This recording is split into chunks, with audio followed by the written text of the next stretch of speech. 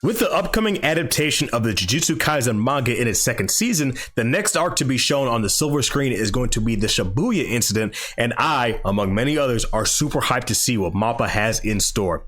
But today I wanted to give my 2 cents as to what a lot of people are asking in the JJK community, and that question is the Shibuya Incident the best arc in Jujutsu Kaisen? Before we take a deep dive, make sure to hit the subscribe button and turn notifications on so you don't miss an upload. As usual, heavy spoilers throughout the video concerning the manga past the anime of JJK are in this video. Now, without further ado, let's get into this thing, man. So with the Shibuya arc, we start off with discovering who the traitor is that has been leaking information to Geto and the other curse users, and it ends up being Mechamaru.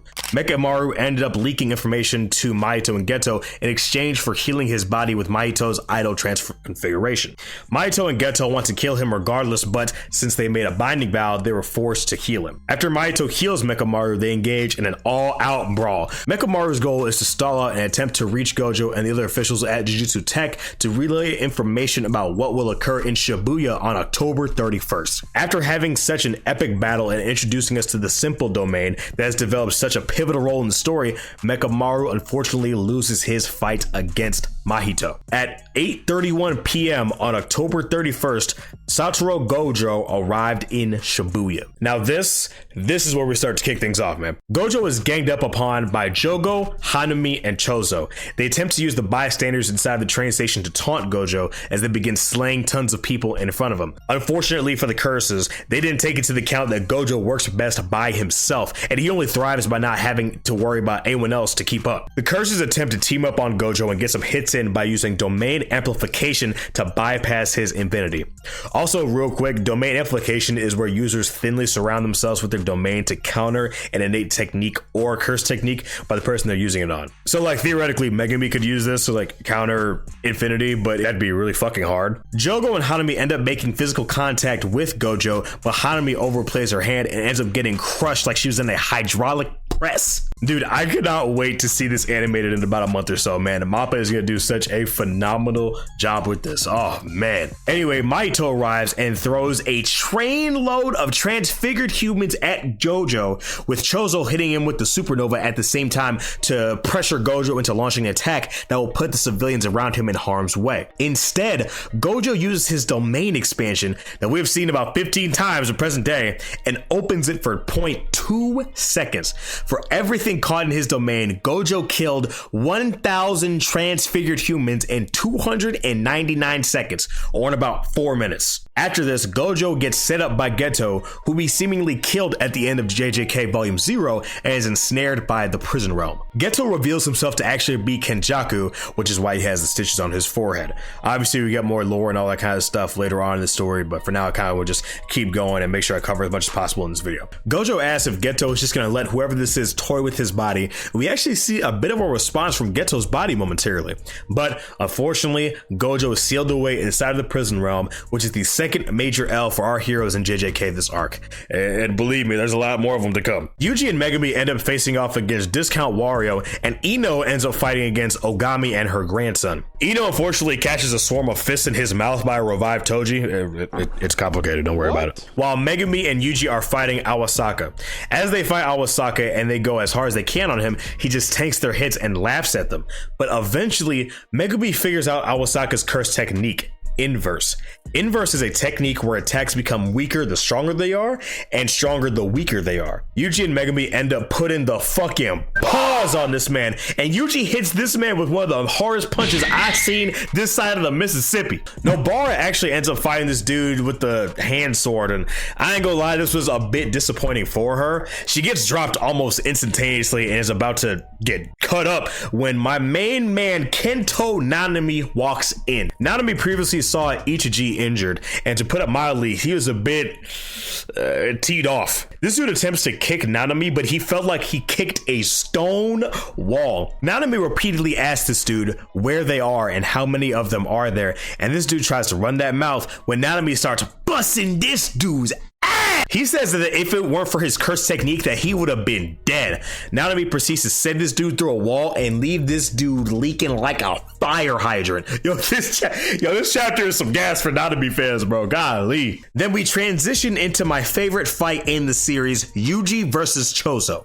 The The choreography in this fight is top notch. It generally has been argued that artistically JJK was at its peak in Shibuya, and I get it, trust me. Yuji is going head to head with Chozo, whose brothers he killed, and they proceed to duke it out in the bathroom ASAP Rocky style. The fight some nigga in the bathroom, no homo, we slipping on semen. Niggas was jerking off in the bathroom. Their fight gets interrupted by Mei's fight with this smallpox person. I don't want to get into it because she's an incestuous pedophile. We transition to Yuji's fight with Chozo, and these niggas, they getting it in over here. You know what I'm saying? Then unfortunately, my boy Itadori takes a shot to his liver, but he decides to lock in. Oh man, boy, they get to boxing over here for real.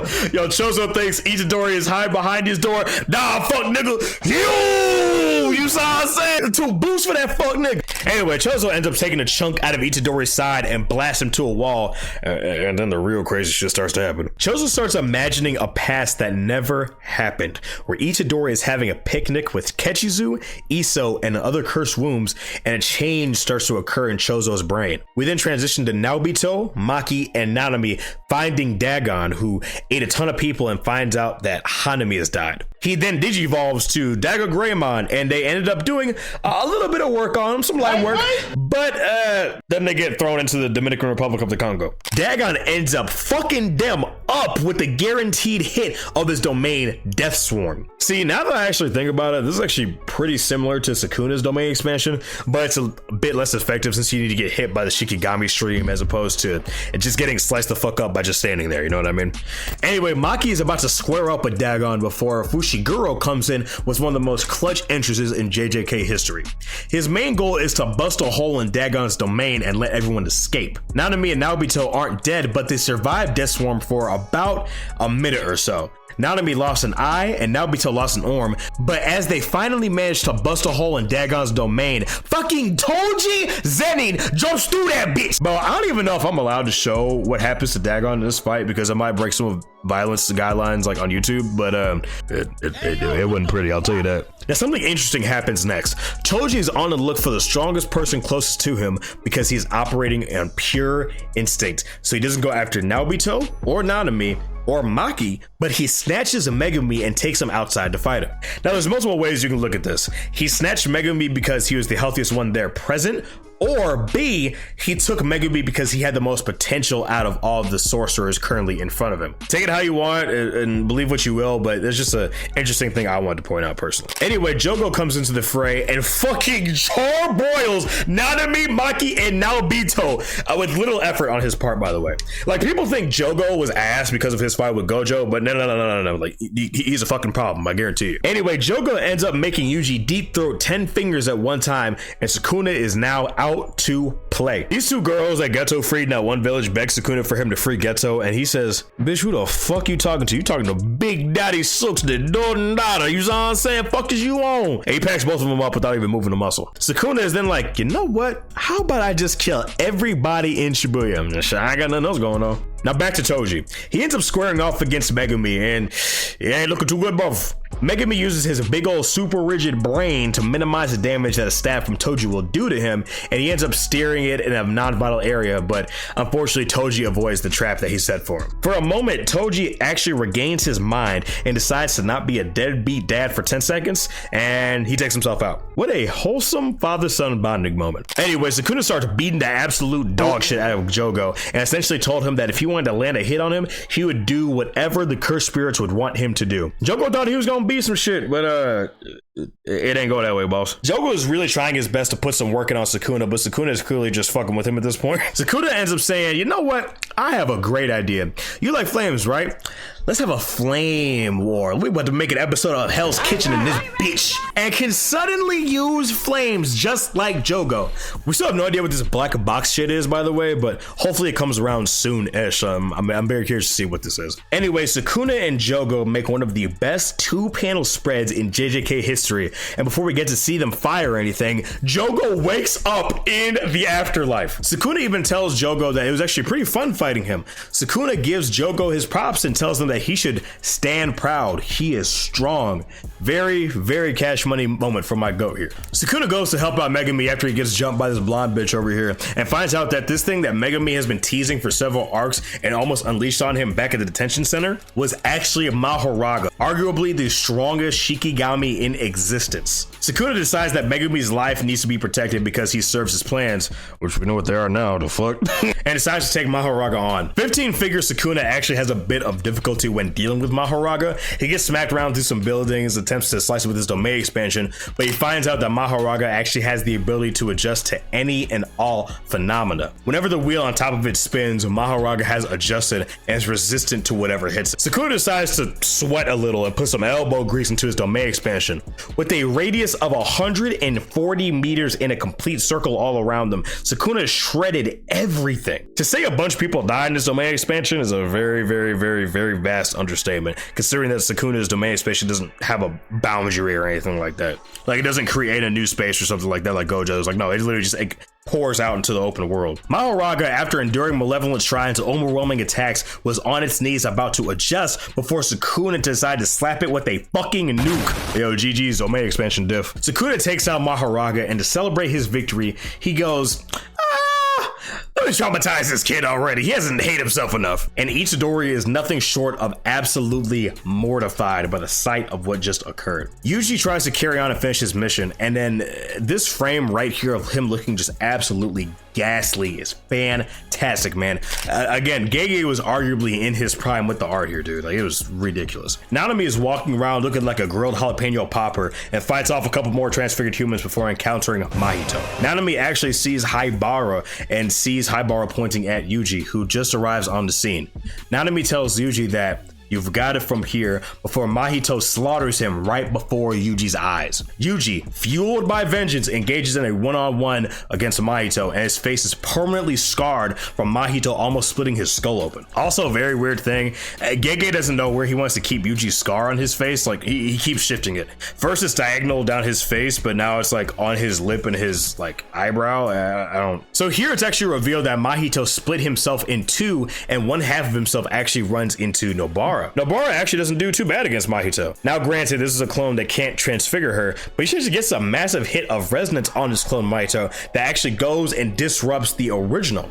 Bro, this motherfucker was stun locked so hard, this man Yuji channeled his inner Star Platinum and hit this nigga with the power of 10 stand rushes, bro. That was crazy. And so Mahito's clones decide to run away from their respective opponents, and man, this has got to be one of the biggest L's I've seen a character take in a minute. Like worse than Hitsugaya, bro. The double switch partners, meaning that Nobara accidentally let her guard down against Mahito's hand because she thought it was the one that could not use transfer configuration, and unfortunately, she dies here.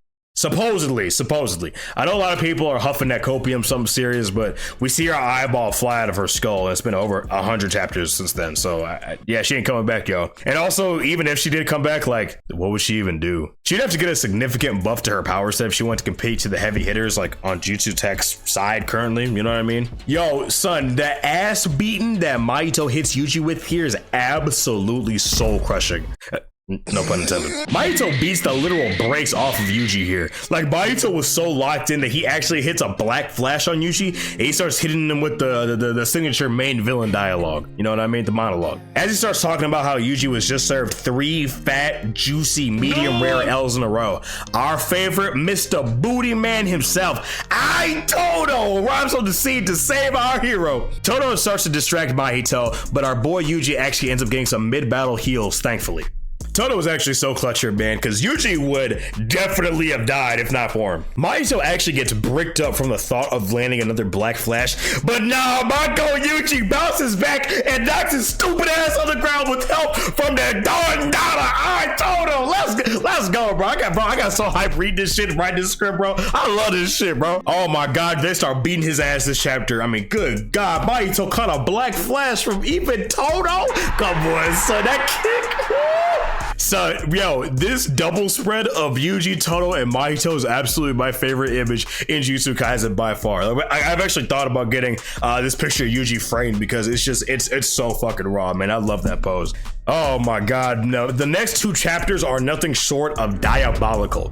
Mahito decides to try a domain expansion of 0.2 seconds just like Gojo did, which supposedly wouldn't give Sukuna enough time to kill him. And so he decides to take Todo out, which unfortunately meant that Todo had to cut his own hand off to survive. Mahito hits Todo with a black flash, but unfortunately he can't kill him because Todo's too gold. Mahito sees a picture of Itadori and Todo's locket and is stunned for a second, allowing Todo to clap his hands with Mahito's, allowing Yuji to land another black flash on him.